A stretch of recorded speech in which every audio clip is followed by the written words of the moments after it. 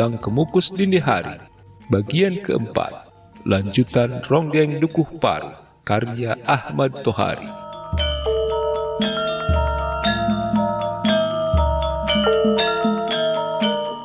Malam itu Srintil sedang berada di rumah kakeknya, Sakarya, mengayun-ngayun goder dalam embanannya. Bahwa Nyai Kartareja akan datang menyusulnya sudah diperhitungkan oleh Srintil ketika dia mendengar deru sepeda motor memasuki Dukuh Paru. Kebimbangan mulai membayang pada wajahnya. Srintil belum siap mengambil sikap apapun. Yang pasti Srintil merasa tidak seperti dulu lagi. Semangat hidupnya sebagian besar tersita oleh bayi gemuk yang kini lekat dalam embanannya. Kehidupan angan-angannya terlanjur terpaut kepada anak Dukuh Paruk yang jadi tentara dan kini entah di mana, Rasus. Maka mengapa tidak ada orang yang tahu sebenarnya Srintil terkejut ketika menyadari bahwa Dukuh Paruk masih mengharuskan dirinya melayani laki-laki yang datang. Jadi Dukuh Paruk tidak mengerti bagaimana aku sekarang, keluhnya. Dukuh Paruk dengan orang-orangnya memang tidak tahu banyak. Mereka hanya tahu Srintil jatuh hati kepada Rasus dan bertepuk sebelah tangan. Apa dan sejauh mana akibat penampikan Rasus terhadap Srintil tak pernah diperkirakan orang. Ketika berbaring sakit beberapa hari lamanya, Srintil merenungkan pengalamannya dengan dunia laki-laki. Selama ini Srintil hanya menurut kepada Nyai Kartareja lalu menerima uang atau perhiasan. Betapapun dirinya seorang ronggeng, Srintil merasa tidak mempunyai perbedaan dengan perempuan lain. Dia memiliki perasaan khusus terhadap laki-laki tertentu dan dia merasa harus memiliki kesempatan memilih.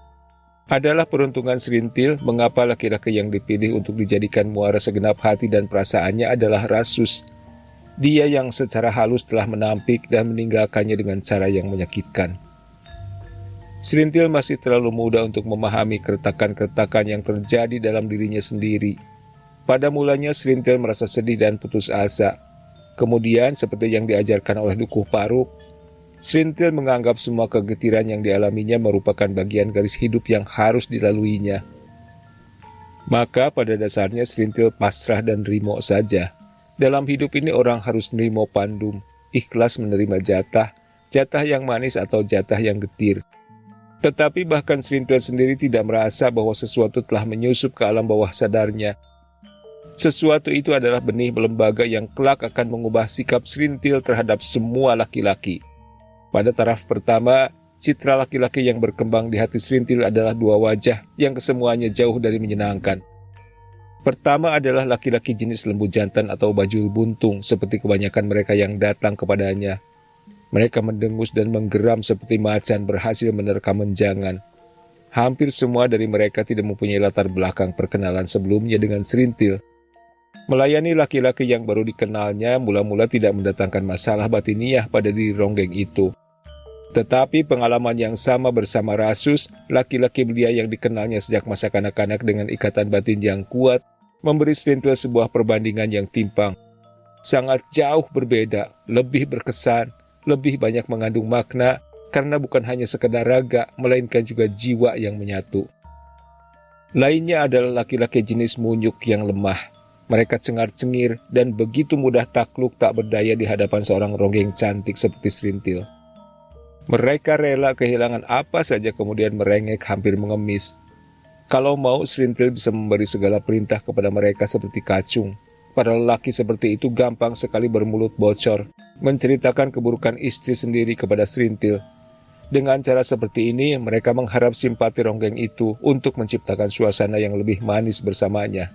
Nah, Srintil justru luar biasa benci kepada laki-laki seperti itu. Wajah yang kedua adalah laki-laki jenis Rasus, dan Rasus sendirilah modelnya. Dia tangkas seperti anak kijang, harga dirinya hampir mencapai taraf congkak dan tidak merengek apalagi mengemis. Rasus memberi karena Srintil meminta, atau Srintil meminta dan Rasus memberi. Sebagai laki-laki kepribadiannya menggaris jelas. Rasus memang masih muda, tetapi di hati Srintil, dia memberi gambaran sebuah pohon kukuh dengan bayangan yang teduh tempat orang bernaung. Sayang sekali betapapun Srintil mengagumi Rasus, laki-laki itu telah membuat luka di hatinya. Seperti semua laki-laki lain, Rasus pun ikut menyelipkan benih kekecewaan di alam bawah sadar Srintil. Dalam wawasan ini, Serintil tidak bisa melihat beda antara dua wajah laki-laki itu. Semuanya mengecewakan. Semua merangsang Serintil membuat suatu perhitungan. Serintil tersadar karena Goder menggeliat dalam embanannya. Kepada neneknya, Serintil minta diri hendak pulang ke rumah Katarja. Suami istri Sakarya cepat tanggap dan menilai tindakan cucunya sebagai perubahan yang baik. Bukan hanya karena Serintil sudah sekian lama tidak mau menjenguk rumah pamongnya, melainkan juga karena kakek dan nenek itu telah mendengar suara sepeda motor yang berhenti di depan rumah Kartareja. Menurut perkiraan Sakarya dan istrinya, Serintil hendak menjumpai tamunya. Ini berarti cucunya itu telah kembali seperti semula dan telah melupakan Rasus. Nenek dan kakek Serintil saling berpandangan dan tersenyum. Kalau kau hendak pergi menemui tamumu, sebaiknya kembalikan dulu Goder kepada emaknya. Atau tinggalkanlah dia bersamaku di sini, katanya Sakarya. Tidak, Nek. Biarlah anak ini tetap bersamaku, jawab Serintil di luar pintu. Serintil melangkah dengan pasti dalam kegelapan. Sebenarnya taburan bintang di langit memberikan cahaya temaram ke bumi. Namun kerimbunan pepohonan di Dukuh Paruk menyerap cahaya itu sehingga tercipta kegelapan sempurna di bawahnya. Serintil berjalan cepat sambil memeluk Goder erat-erat dalam embanannya. Hatinya mantap oleh semangat baru yang pasti akan mengejutkan semua orang. Namun dia telah bertekad akan mempertahankannya. Di depan rumah semangnya itu, Serintil berjumpa dengan Nyai Kartareja yang memang hendak menjemputnya di rumah Sakarya. Serintil? Ya, Nyai. Wah, bagus. Wong Ayu, ada tamu datang. Kau tahu siapakah dia? Tidak, Nyai. Pak Marsusi, kepala perkebunan karet Wanakaling. Berbaik-baiklah melayaninya. Kau masih membawa-bawa anak si Tampi. Sini, serahkan anak itu kepadaku. Tidak pantas menemui seorang tamu penting sambil membopong bayi. Serintil tidak menjawab tetapi membuat gerakan sedemikian rupa sehingga Nyai Kartareja harus tahu bahwa Serintil enggan berpisah dengan bayinya.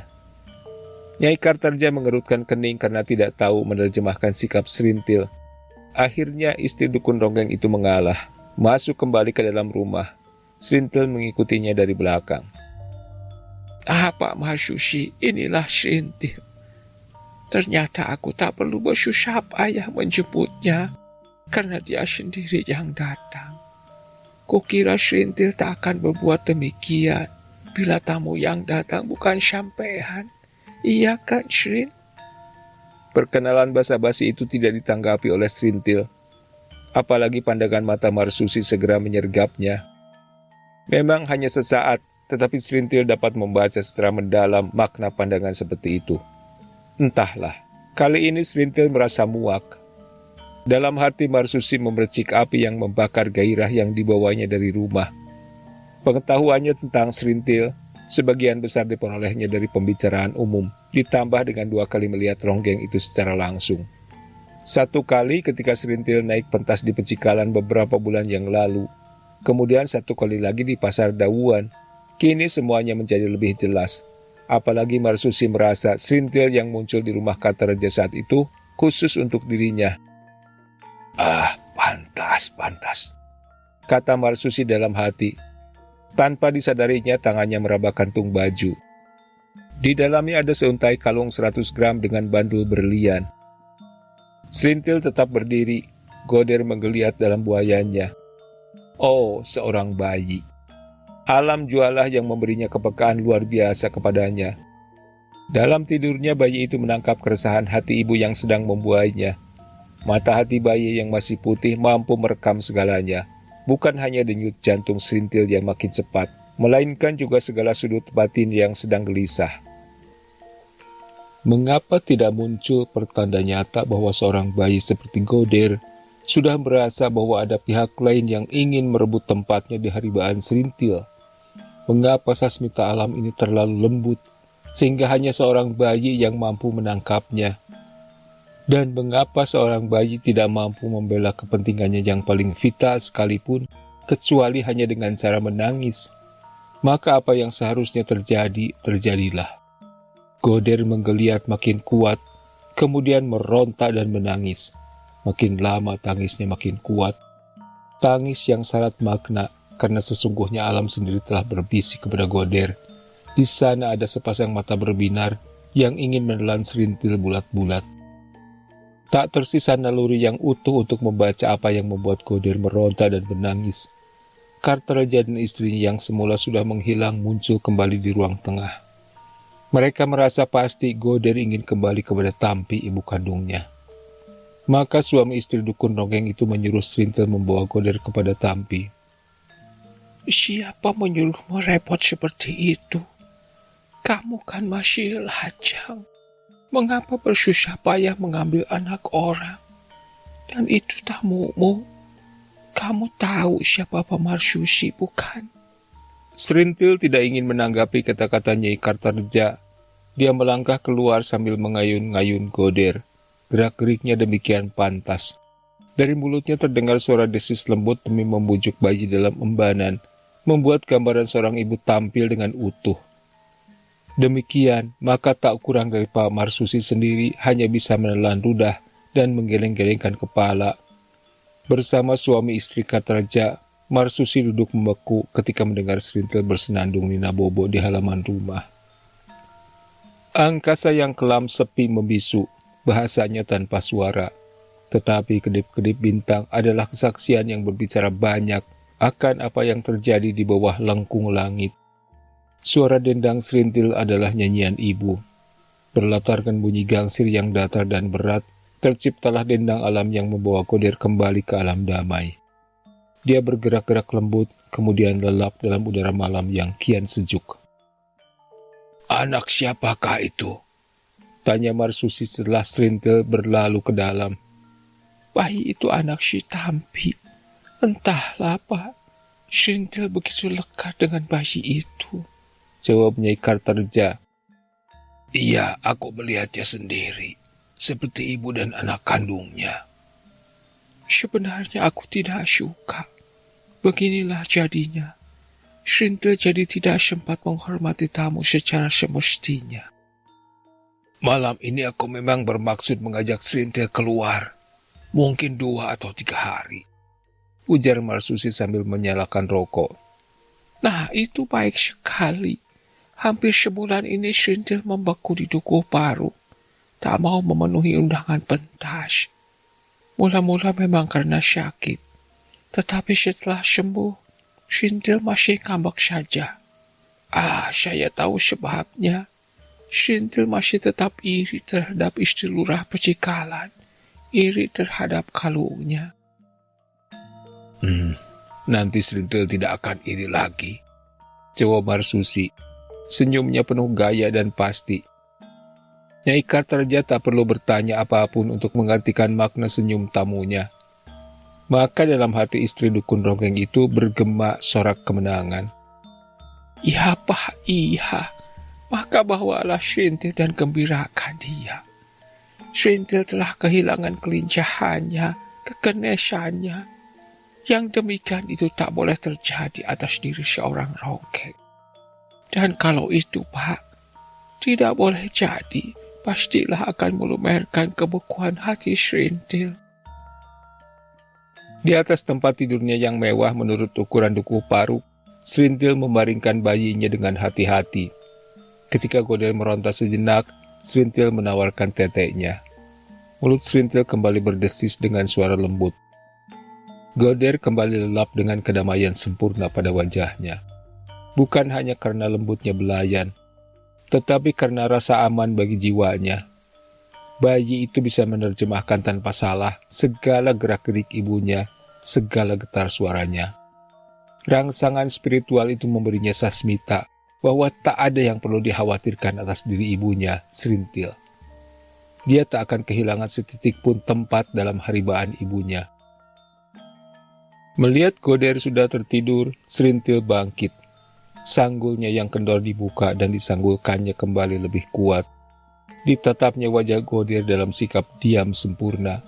Tetapi wajah bayi itu menjadi cermin yang menampilkan 1000 bayangan.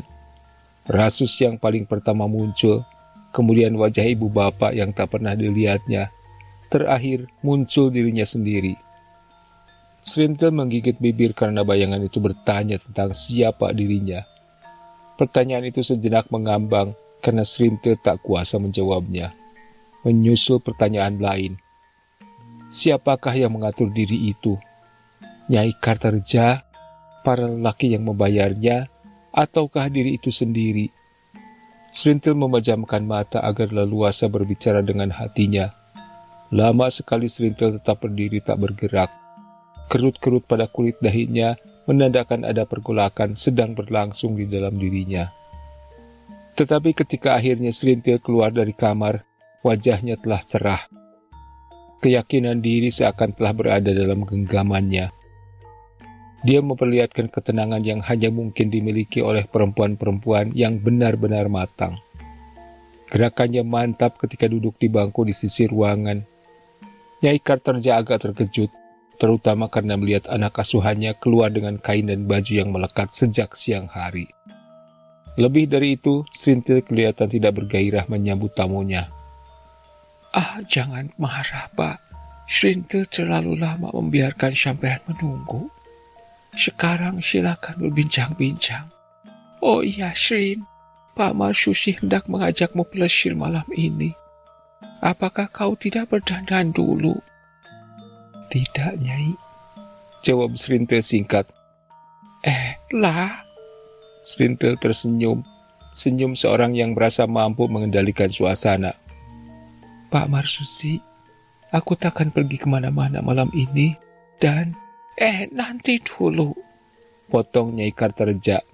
Ada kegemparan dalam nada suaranya. Apa katamu tadi? Aku tak ingin pergi kemanapun, Nyai, jawab Srintil. Nyai Kartareja masih tak percaya akan kedua daun telinganya. Dadanya turun naik. Namun hanya sesaat. Kematangannya sebagai seorang mucikari berhasil menata kembali perasaannya.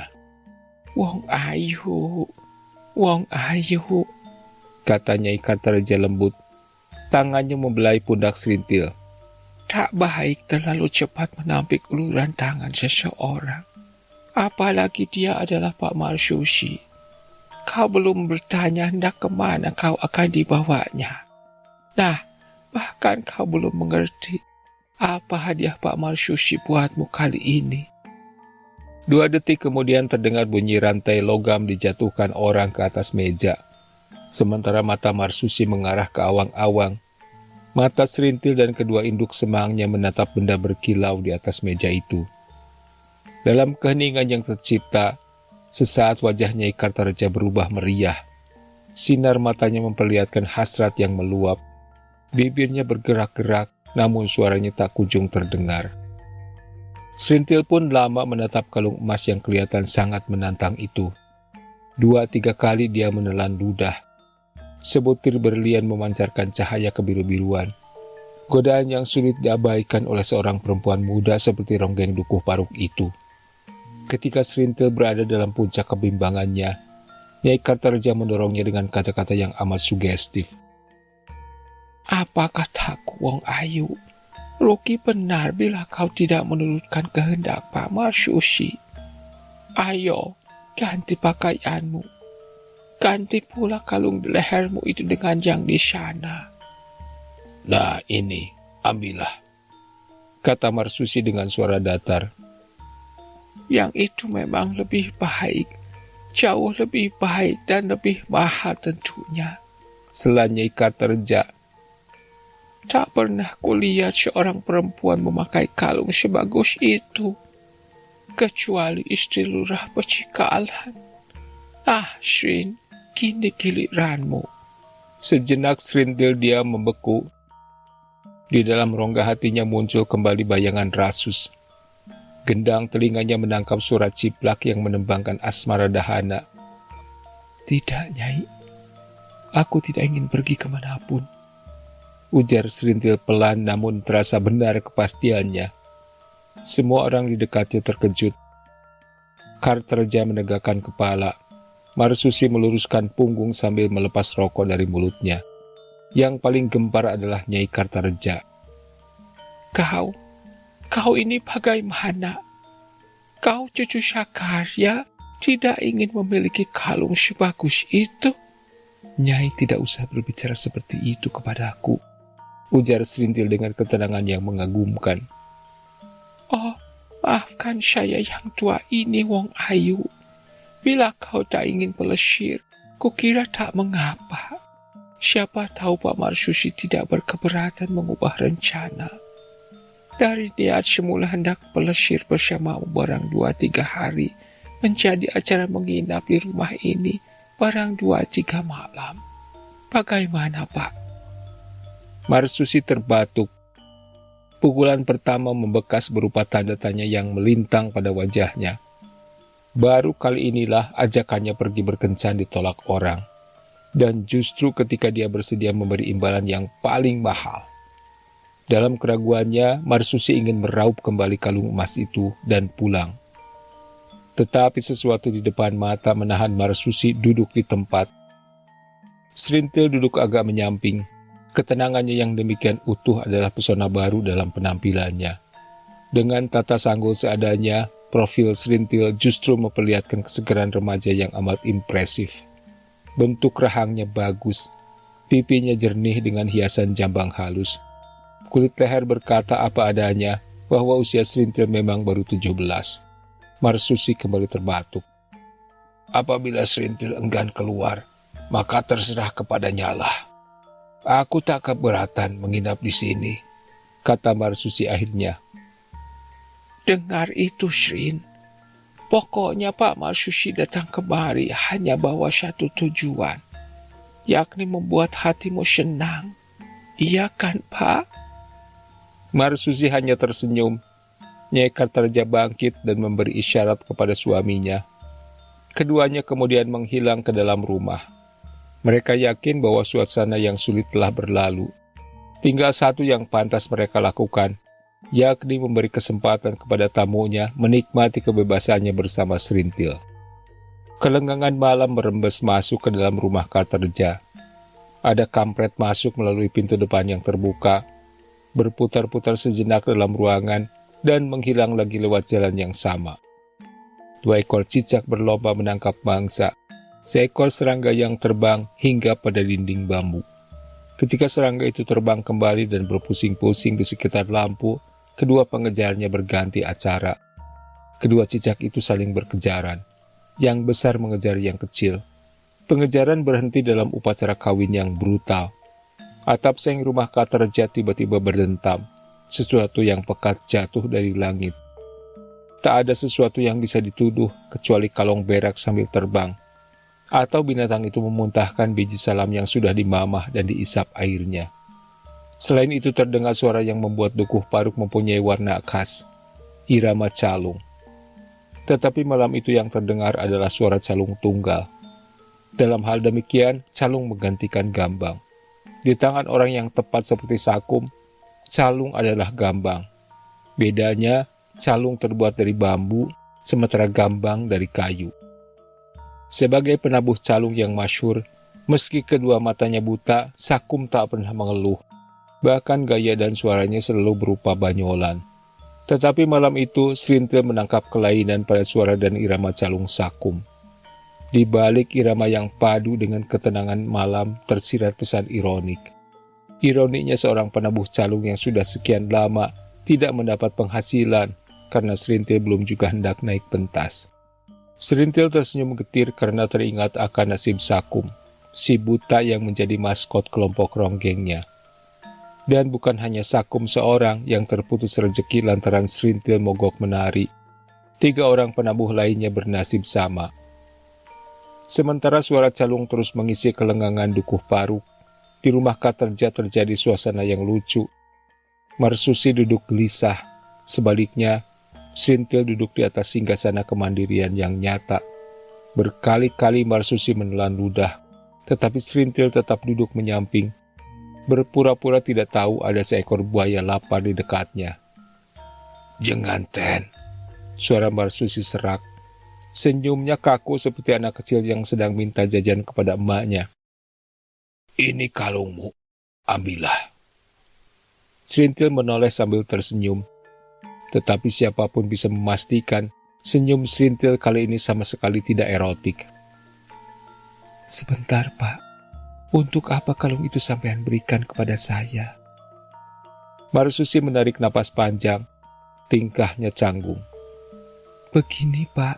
Setelah Serintil setelah tahu Marsusi gagal membuka mulut. Kalung itu akan kuterima bila sampean maksudkan sebagai upahku menari. Nah, sampean tinggal mengatakan kapan dan di mana pentas hendak diadakan. Di sana sampean boleh mengajakku bertayub sepuas hati. Loh, bukan. Kalung ini bukan buat upahmu menari atau bertayub, ujar Marsusi. Mau sampean berikan kepadaku dengan begitu saja? Nah, marilah. Bukan. Ya, potong Serintil dengan kecepatan yang tidak terduga. Sampean ingin memberikan kalung ini kepada aku, bukan sebagai upahku menari atau bertayub, melainkan untuk satunya lagi. Oh, Pak Marsusi, sampean tidak salah, karena saya memang telah melakukan hal semacam itu dengan sekian banyak lelaki. Tetapi, Pak... Marsusi mencondongkan kepalanya lebih ke depan. Pikirannya yang mulai baur membuat dia ingin segera tahu apa kata Serintil selanjutnya. Sekarang aku tak ingin melakukannya lagi. Loh, kenapa? Hanya merasa tak ingin, begitu. Katakan terus terang. Nada suara Marsusi mulai berat. Memang hanya tak ingin. Kalau sekedar menari atau bertayub, nah, ayolah. Aku memang seorang ronggeng. Nanti dulu. Mengapa hal ini baru kau katakan kepada aku? Bukan kepada laki-laki lain sebelum aku. Mengapa? Persoalannya sederhana, Pak. Kata Serintil masih dalam ketenangan yang utuh. Sampean kebetulan menjadi laki-laki pertama yang datang setelah saya memutuskan mengubah haluan. Jelasnya kamu menampik kedatanganku. Tidak sepenuhnya demikian, Pak. Kalau sampean ingin sekadar bertayub denganku, maka selenggarakan pentas, terserah kapan dan di mana. Urat pada kedua rahang Marsusi menggumpal. Matanya menyorot lurus ke arah wajah ronggeng Dukuh Paruk itu. Rencana yang dibawanya dari rumah mulai berubah menjadi dorongan amarah. Marsusi bangkit berdiri, berjalan berkeliling ruangan. Wajahnya berubah beringas. Serintil siap menanti sesuatu akan hancur oleh tangan tamunya. Ternyata tidak. Marsusi hanya berjalan berputar-putar, mendengus-dengus. Kedua tangannya bergerak limbung. Nyai Kartareja muncul dari dalam diikuti oleh suaminya. Tentulah mereka mendengar percakapan yang kaku antara Serintil dan Marsusi. Kemunculan pasangan dukun ronggeng itu disambut dengan tudingan tangan Marsusi. Nah, sampean berdua, duduk! Teriak Marsusi. Duduk!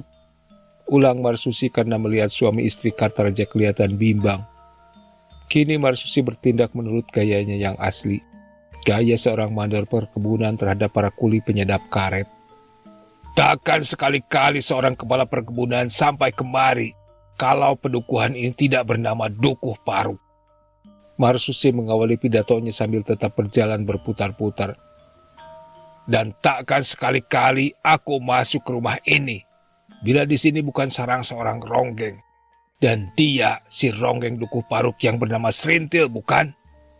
Karena dituding tepat di depan mata, maka Serintil mengangkat muka. Sementara wajah suami istri Kartareja kelihatan kecut. Serintil hampir tidak memperlihatkan emosi apapun. Tatapan matanya yang demikian tenang membuat Marsusi menurunkan tangannya. Kemudian Marsusi berlangkah mendekati Nyai Kartareja. Ucapannya terdengar habis-habisan. Sampean cecunguk ya? Siapakah yang secara tidak langsung menyuruhku membawa kalung seperti milik istri lurah Pecikalan? Barang itu sudah berada di depan matamu. Tetapi apa hasilnya sekarang? Pak Marsusi, suara Serintil datar. Saya mohon sampean tidak marah terhadap Nyai Kartareja. Ini urusanku.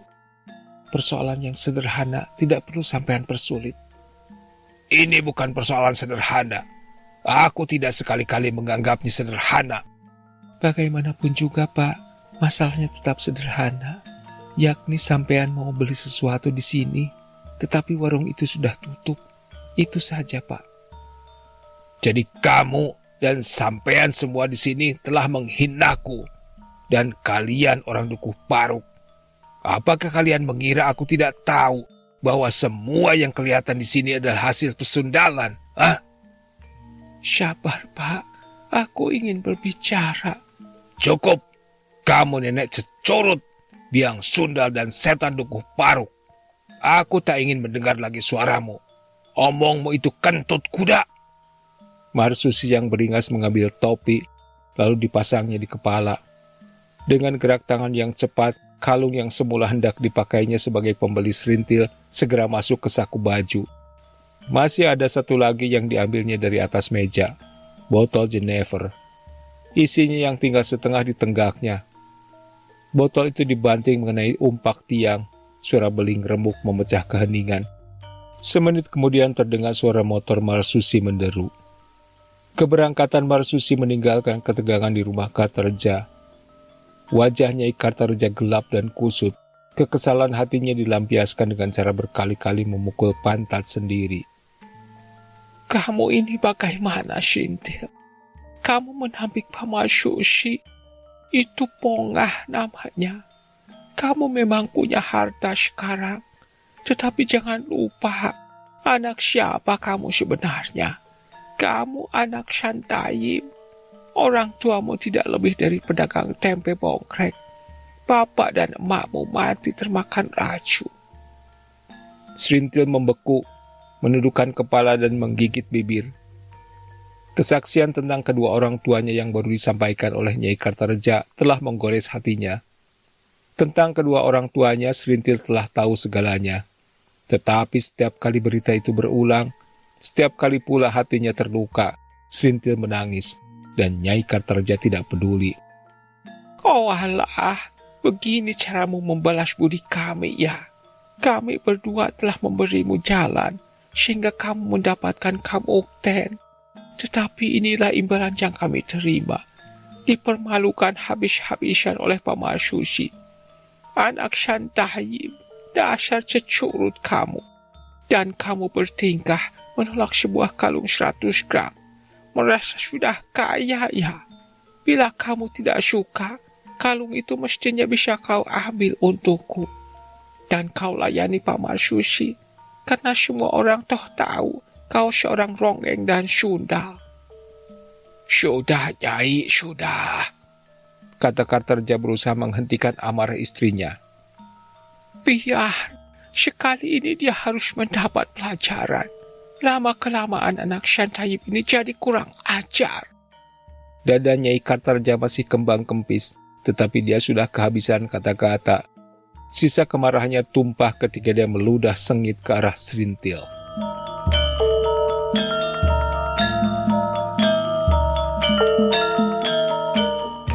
Terima kasih sudah menyimak. Sampai jumpa di bagian selanjutnya. Tata dan Nami Hajab pamit. Selamat menikmati hari yang menyenangkan.